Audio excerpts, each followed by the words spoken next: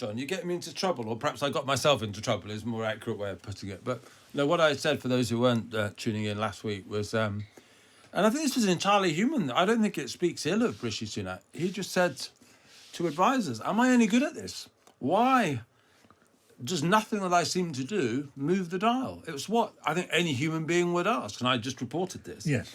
And anyway, the Mail then, obviously, Daily Mail listens to Times Radio, which is good. They did a big story on it the day or two afterwards. And then No.10 sort of issued a statement saying apparently I have an axe to grind. All right. Interestingly, they didn't say I was wrong. They didn't say that what I said was inaccurate, because they can't, because it isn't inaccurate. I absolutely trust my source.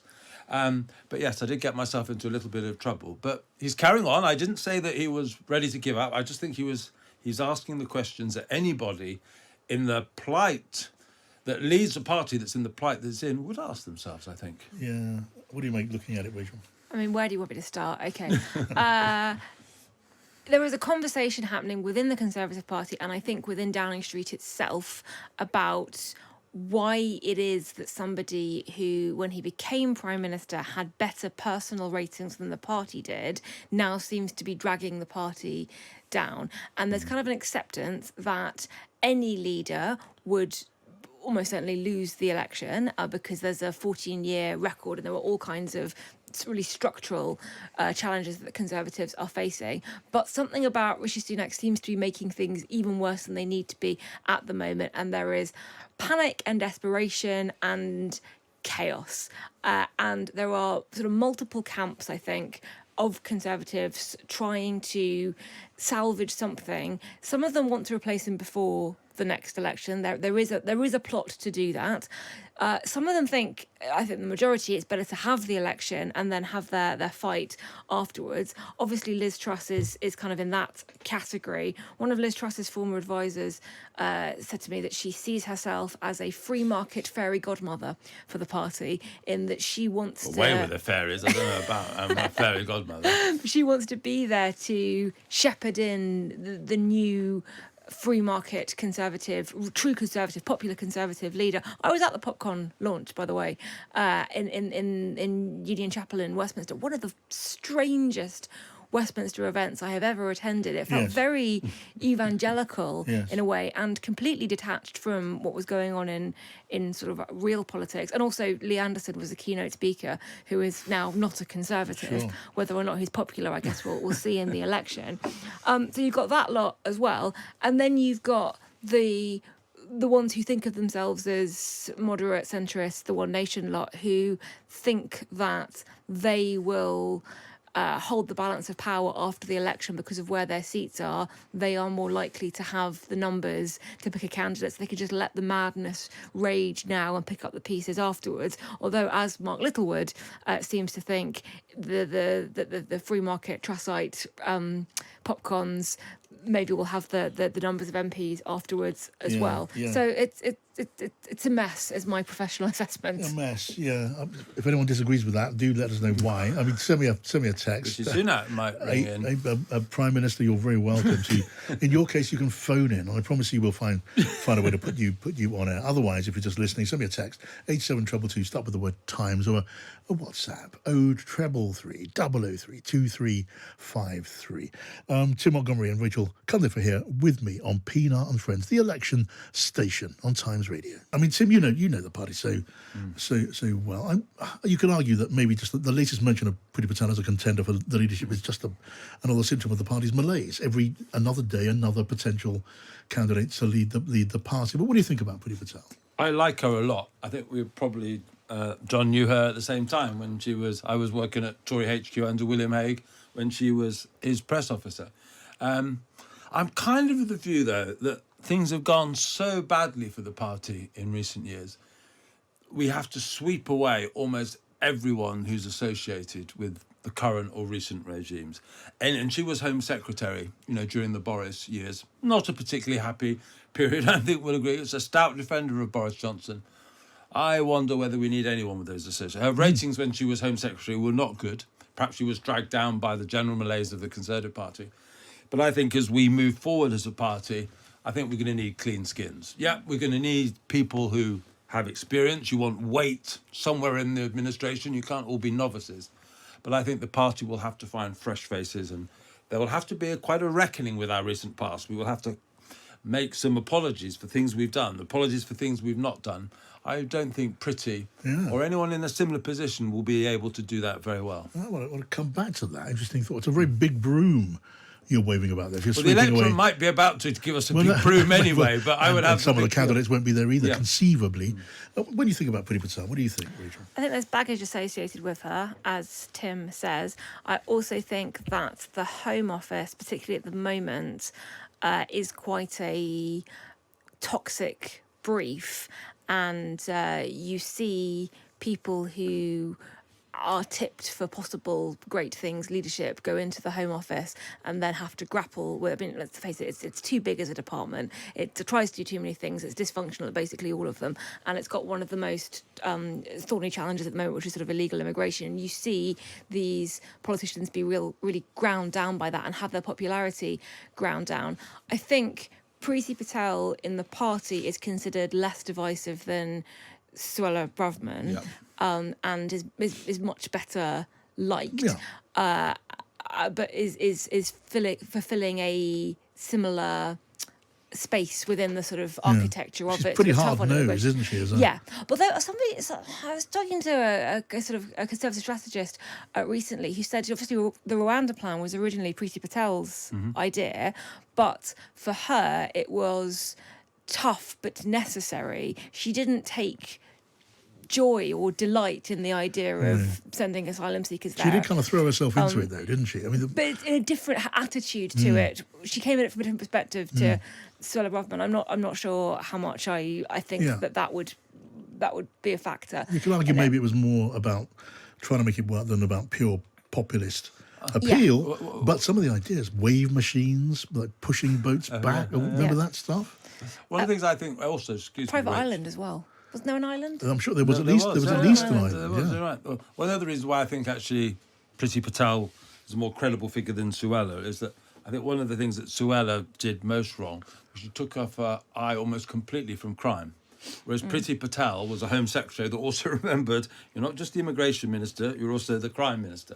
And you don't necessarily have to approve of it, all of it, but Priti Patel was very much associated with the recruitment of those 20,000 new police officers as well, correcting a mistake made at the beginning of austerity. But she was, whereas Suella Braverman never really had that crime policy. She was so focused not just on immigration but illegal immigration and the Rwanda policy. It was a very narrow, meant a neglect of a lot of other things. Priti Patel can't be accused of that. I'm going to go back now to something you said a moment ago because it instantly got my attention in a big way. If this I'm worried now. No, you never say a thing you don't mean. But if it's not to be any of the current crop of candidates to be the candidate, that means you're ruling out Kemi Badenoch, you're ruling out Grant Shapps, you're ruling out James Cleverly. He's been mentioned as well. We're now ruling out Priti Patel, and Penny Mordaunt, of course, she's one of the others in that frame, and none of those will do. No, I don't think I've quite done that. And, maybe I'm reversing. I don't think I'm reversing, but I think there is a difference between a Home Secretary who's there for quite a long time,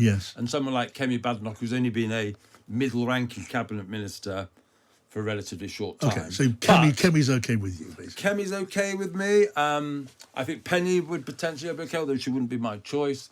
I'm on record who I want to be the next Conservative leader anyway, and that's Tom Tugendhat.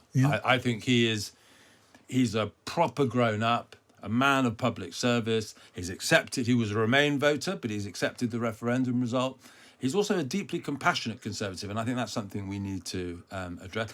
And we are entering a period in our history, in the world, which is very dangerous. I think he would prioritise reinvestment in defence.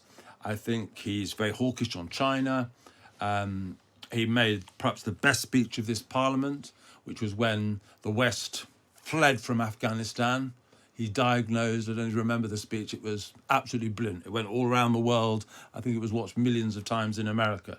He is the potential to be a really good leader, in my view. And I think he's not, I think he attends cabinet now, but I don't think he can really be held responsible for a lot of the stuff that's gone wrong in the last few years. Well, do you give him a chance? anything can happen in the Conservative Party at the moment.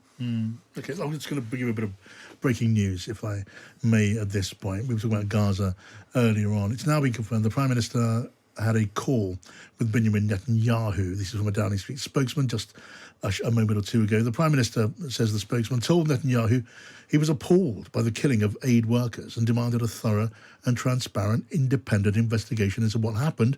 The spokesman goes on. The PM said far too many aid workers and ordinary civilians have lost their lives in Gaza, and the situation is increasingly intolerable.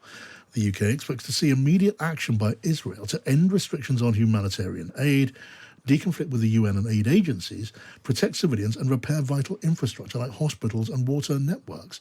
The Prime Minister reiterated Israel's rightful aim of defeating Hamas would not be achieved by allowing a humanitarian catastrophe in Gaza.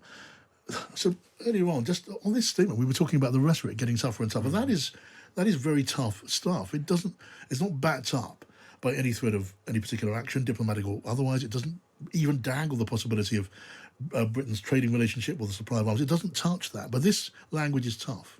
Yes, it's signalling something very strongly. I think if there is a move against supplying to Israel, those conversations would be happening very much behind closed doors. You'd never hear that in an official statement at this point. But I think this is part of a growing trend of Western leaders losing patience with the attitude of Netanyahu's government. And we'd also imagine, wouldn't you, Tim, that a statement like this would have been run past the White House as well. I mean, the White House and Downing Street have been very careful to be, as far as possible, in lockstep through all of this. And as one side's rhetoric ramps up, usually the Americans leading the way, if not through Joe Biden and other agencies of the American administration, then Britain has followed suit. You said David Cameron, the Foreign Secretary, has been pretty much in the forefront of leading the government line. Well, this is in fact tougher than David Cameron's been of late. Absolutely. And I have felt for a little while that maybe No.10 didn't want to get too embroiled in this, and they let it for David Cameron, the Foreign Secretary, to take the tougher position, almost like there was a good cop, bad cop thing happening in government. But what you've just read out suggests that, that's definitely not what's happening now, that the Foreign Secretary and the Prime Minister's almost catching up with his Foreign Secretary in some way. Yes. So, and that will not go down. There's quite a few critics of David Cameron's position inside the party. Robert Jenrick, for example, the immigration minister who recently resigned, quite a few Jewish MPs, as well as pro-Israel people like Stephen Crabb, who is the parliamentary chairman of Conservative Friends of Israel. And this, I have to say, just looking at the politics of it, maybe this is high principle, which is fine, but just looking at the politics of this will not help Rishi Sunak's position in the party. For someone who's already beleaguered, he would have made quite a few opponents with that. Doesn't mean he's wrong to say it. Yeah. Maybe he's right to say it, but this will not shore up his position as party leader. That sort of interesting point, Sam. I mean, look, as rhetoric goes, this is tough rhetoric. Maybe the toughest we've heard. Not maybe, it is the toughest we've heard from the Prime Minister. But it is just rhetoric. And I say just rhetoric, it is rhetoric.